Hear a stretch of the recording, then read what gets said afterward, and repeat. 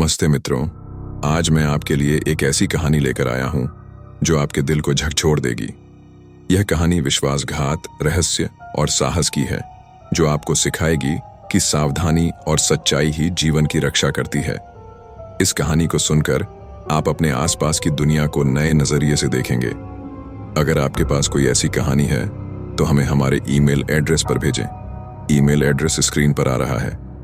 अपना नाम और अपना पता भी जरूर भेजिए ताकि आपको आपका प्रॉपर क्रेडिट दिया जा सके। तो चलिए इस डरावनी और गहरी यात्रा में खो जाएं। किरण, एक 22 वर्षीय हंसमुख लड़की, अपनी शादी में तैयार हो रही थी। माथे पर छोटी सी बिंदी, बालों में सादगी, फिर भी उसकी सुंदरता खिल रही थी।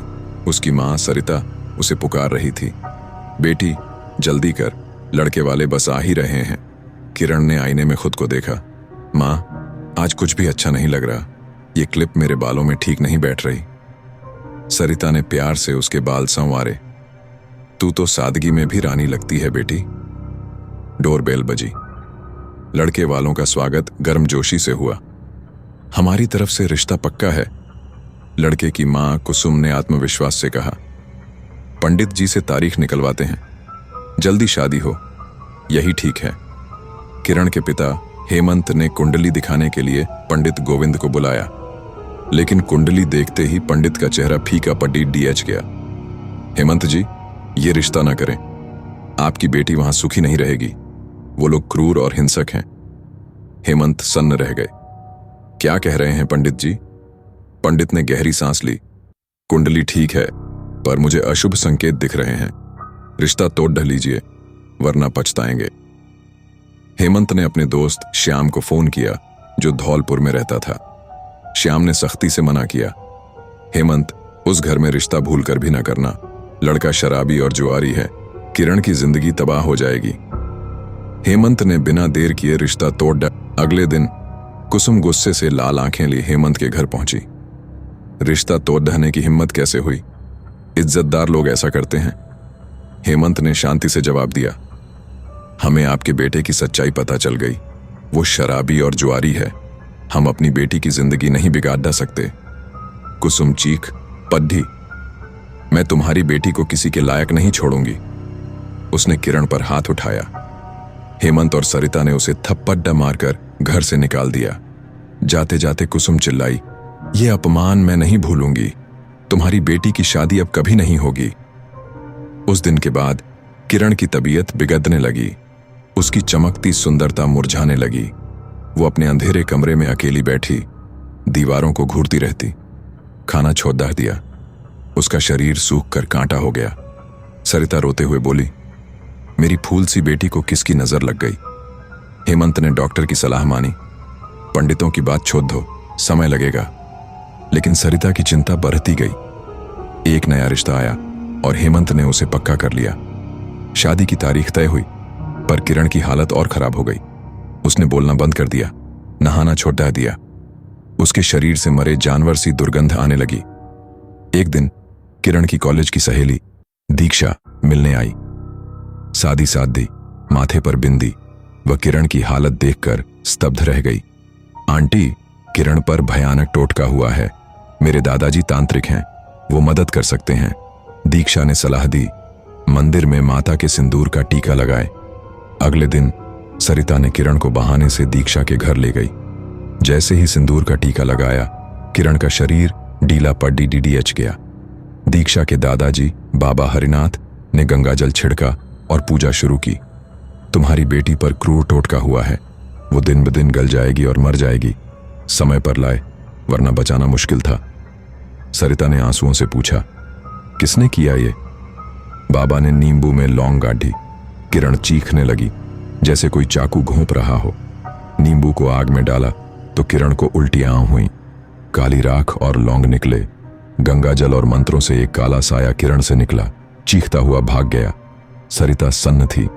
बाबा बोले, लड़के वालों ने दहलीज पर टोटका किया था। गंगाजल छिड़कें, तुलसी लगाएं और हर महीने हवन करें। किरण ठीक हो गई। सरिता ने तुलसी लगाई, हवन करवाए। किरण की शादी हुई और आज उसका हंसता खेलता परिवार है। ये कहानी सिखाती है, अंधविश्वास नहीं, सावधानी और साहस जरूरी है। मेरे मेरा नाम विवेक है। ये उस रात की कहानी है जब मैं और मेरा दोस्त अखिल कानपुर में इंजीनियरिंग पढ़ रहे थे। रात 3 बजे सड़क पर सन्नाटा था। लाइट का खंभा टिमटिमा रहा था। प्यास लगी, मैं पानी पीने गया। खिड़की से एक परछाई दिखी। डरते हुए मैंने बाहर देखा। एक लाश, काले कपड़े, गले में मालाएं, सिर कटा हुआ, तांत्रिक जैसा लग रहा था। मैंने अखिल को जगाया। हम बाहर गए।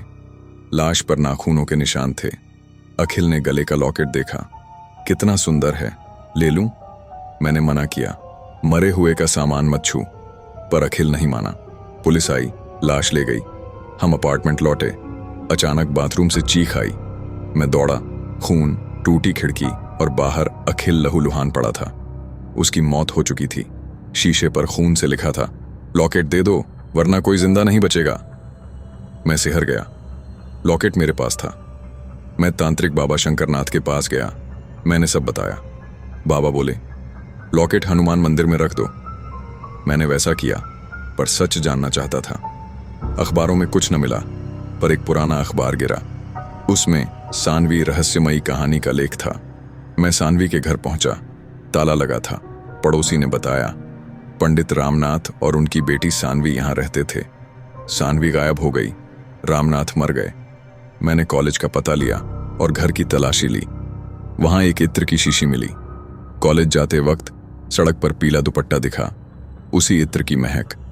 जंगल में एक गुफा थी, अंदर राक्षस की मूर्ति, सानवी की कटी गर्दन और तांत्रिक की तस्वीर। गुफा के बाहर एक बंधा तांत्रिक मिला। उसने बताया, मेरा शिष्य रुद्रनाथ अमर होना चाहता था। राक्षस ने कुंवारी की बलि मांगी। रुद्रनाथ ने सानवी की बलि दी। राक्षस ने लॉकेट दिया जिसमें सानवी की आत्मा है। वो लॉकेट चाहती है, पर उसे कोई देना होगा। पूर्णिमा की रात, चांद सिर पर हो तब लॉकेट नष्ट हो सकता है।